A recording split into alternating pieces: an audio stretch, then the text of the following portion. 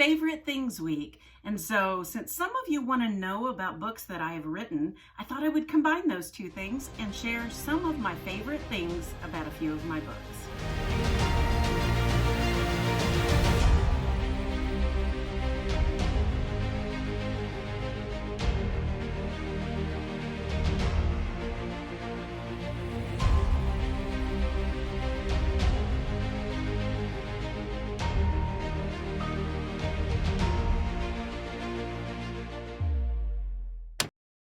It's day 69, and today I'm going to talk about a few of my favorite things about books that I have written.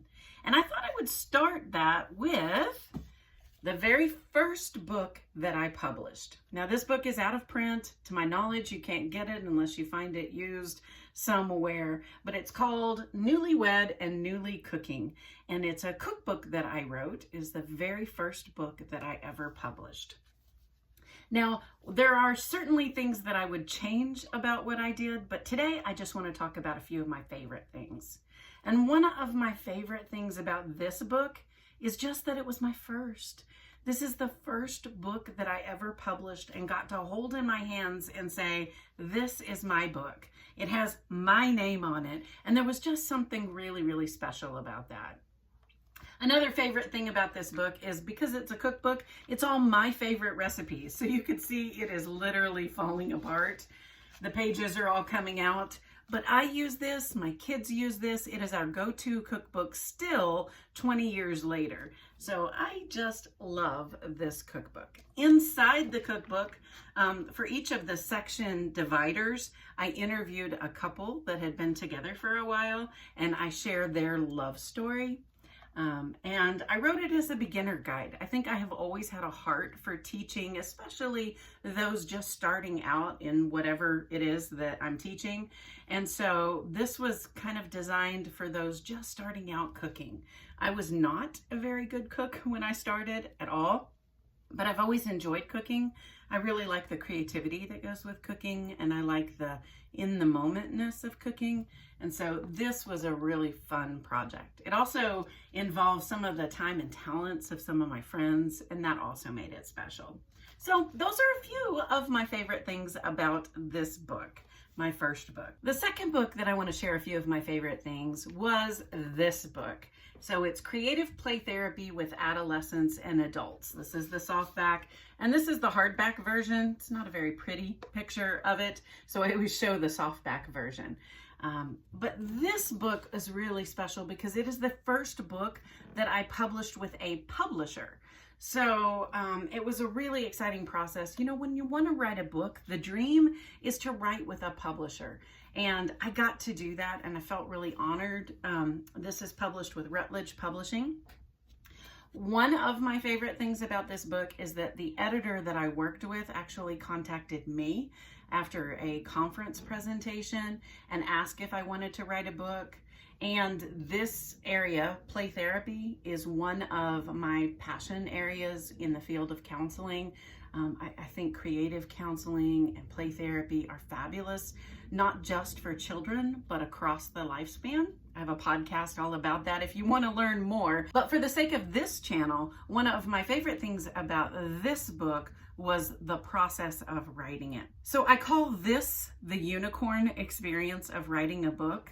I am working on ways to duplicate this process, at least in part, but for this particular book, because I work in academia, I had the opportunity to take a sabbatical to write it, which meant that I had an entire semester off to write, and combining that with my summer semester, which I opted to not teach in that particular year, I had 6 months to travel around and write this book. So our sabbatical committee actually recommended that you not be on campus, so you didn't get pulled into meetings and things. And so I took that to heart, and we bought an RV and we traveled around the country. So I actually got paid from my academic job in order to write this book, which was just kind of a magical dream.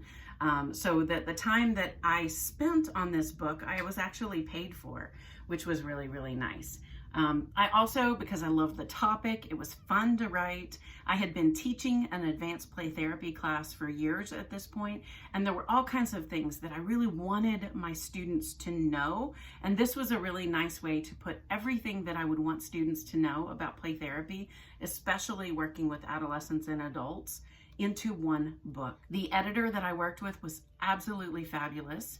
The experience of writing while traveling the country with my family was incredible, and I'm really proud of this book. I love the quality of this book. This truly is like all of my thoughts and ideas that I would want students to know. So I've been really, really pleased with this book, and it's kind of fun to write your own textbook as well. So that's the second book that I wanted to share some of my favorite things with.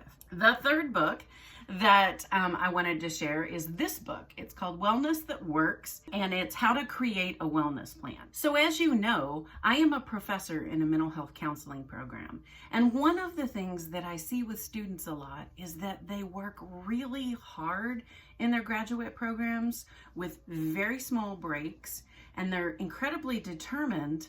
And as a result, they don't always take care of themselves because, like a lot of us, they think, oh, well, I'll pause and have a vacation and take care of myself after I graduate. But the reality is that after you graduate, you get a job. And then you get a job which doesn't have any sort of time off between semesters. And so you work constantly. And the mental health counseling field is a pretty intense field. We work with people who are really hurting and carrying big burdens. And so it's essential that counselors understand that they must take care of themselves, and that in fact, I argue that it is part of the job description of being a counselor that you have a wellness plan and know how to take care of yourself. So I would teach students in the first semester of their mental health counseling programs, and we would start them out with a wellness plan because we wanted them to learn how to do it when they were busy in graduate school, because if they didn't do it then, it wasn't likely that they would do it afterwards. And that leads to a higher turnover rate. And we really need qualified, competent counselors in the mental health field. So this book was really just my letter to first year students that I taught. This was me saying, you know, if I had all the time in the world and we could sit down to coffee and I could share with you what's really important about wellness, this would be it. And it was really a fun exercise. I enjoy visualizing a graduate student when I'm writing a book like this or a book like this one. So often I try to make them really personal so that they are really geared towards one student, and I kind of imagine them asking me questions, and I think about things that I know they want to know, and that's what I share in the book. This book, at least a previous edition of this book, is the first one that I ever self-published. So I published it through Amazon KDP, and when I published it, part of the fun of this book was that I got to design the cover with a lot of help from my graduate assistant. Thank you, Kara. She's pretty fabulous. And I also was able to design all of the things on the inside. And so I tried to make it really reader friendly and a nice, comfortable read and aesthetically pleasing. That was important to me on this. And it was really fun for me to get to make all of those decisions.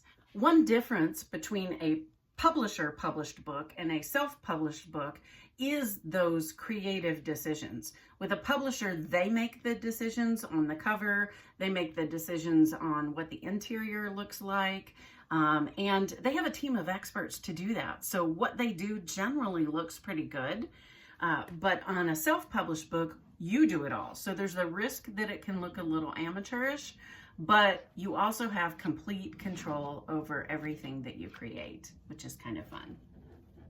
So that's a few of my favorite things about a few of my favorite books. Of course, I need to mention this book. I love this book, and it's going to go down as one of my favorites as well because it gave me a chance to launch this channel and to be with you guys. But since this channel is all about the content of this book, I didn't want to spend the video talking about it. So I hope that that was helpful to you. Those are a few of my favorite things about a few of my books. If you want to watch more content like this, YouTube has suggestions for you. Try one of these videos, and I will see you next time.